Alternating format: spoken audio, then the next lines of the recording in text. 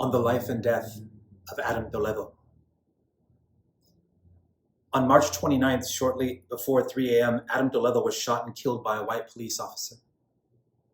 Adam was running from the police at the time of the shooting and was carrying a gun in his right hand. He ditched the gun behind a wooden fence, turned with his arms raised upright in the air, a submissive position, and was shot in the chest by a Chicago police officer. He died moments later on the scene. Adam was 13 years old. All true. The summer of 1984, I was 13 years old.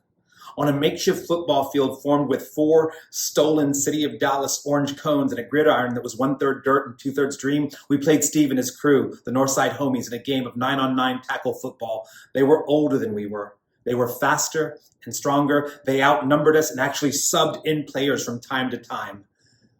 There were 9 of us. I was the smallest and the weakest. But we had been playing street football together since we were mocosos. We had developed complicated plays drawn in the dirt. In one play, I was Tony Hill running a slant. In another, I was Drew Pearson running a button hook. In every play, Jesus Santos was Roger Staubach, dropping back to throw a spiral as sacred as his name. We beat them. Not by much, but enough to piss them off something fierce. The fight started when Steve, who was the biggest Mexican I'd ever seen in my life, jumped Gustavo, our leader. Steve's best friend, whose name I can't remember, jumped in to make it 2-on-1. In an instant, Manny turned and shouted at me, "Joaquín, go get Gustavo and Jorge's brothers! Go!" I ran the 3 blocks back to Gustavo and Jorge's house. I didn't run through the streets, but as the crow flies, cutting through yards and jumping chain link fences to make good time, Gustavo and Jorge's older brothers were always in and out of the pen, so I didn't know who I would find. As I approached their house out of breath, I ran around back, and there, working on an old 1976 Buick Regal, was one of their brothers, and Tori, a vato loco who had just gotten out of the Marines, at the time had only 3 passions in life: lifting weights, boxing, and smoking mota. Between rapid and short breaths, I muttered, "Steve and his crew jumped Gustavo, the dirt field behind Bottom Elementary." They told me to get in the back seat. I did as I was told. They slammed the hood shut and jumped in, and we sped off.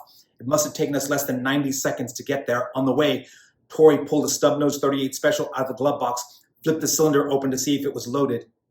It was.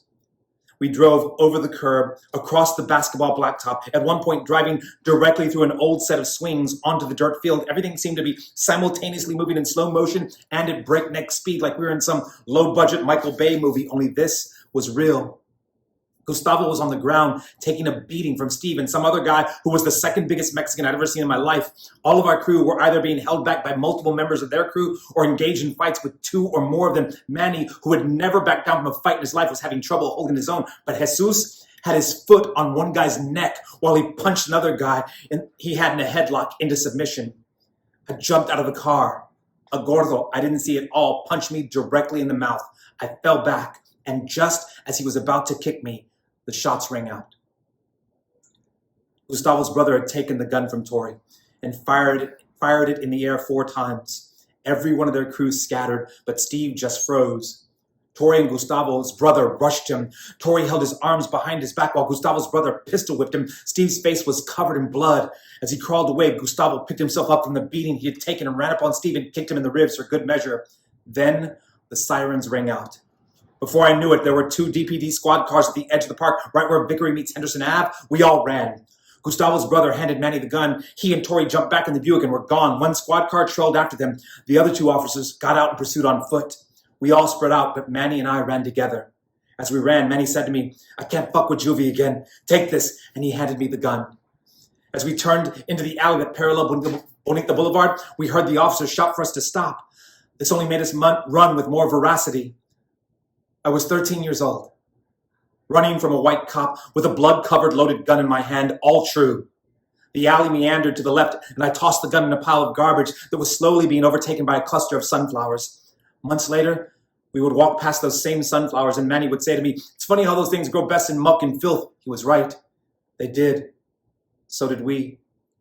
The cop was gaining on us. The alley was a dead end. Just ahead of us was a brick wall that on first glance appeared to have no footing. Manny, who was running about 10 feet ahead of me, had to have been half acrobat on his mother's side and half leopard on his father's side. He hit the wall in stride with his right foot, lunged for the top of the wall. In an instant, he was over it and gone.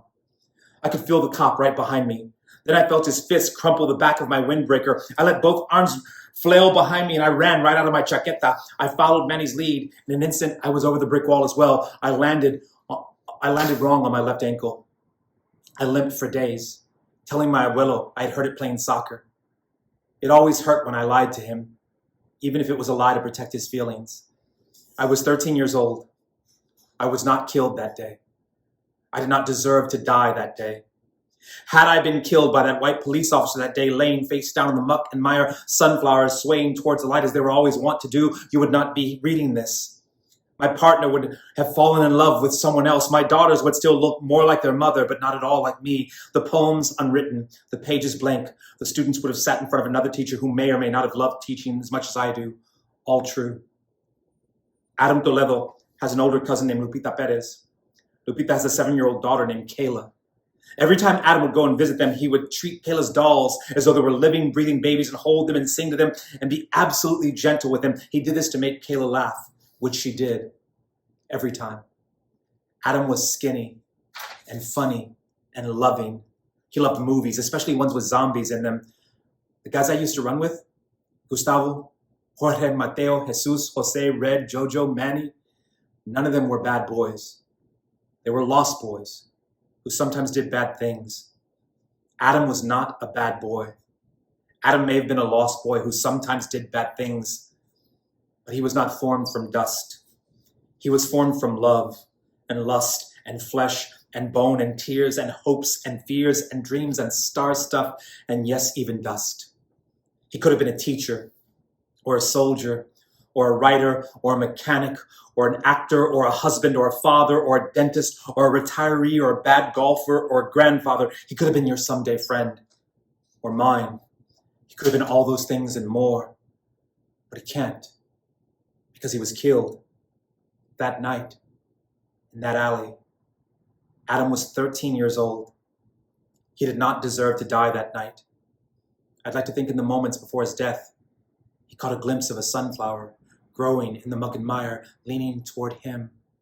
After all, sunflowers always lean toward the light.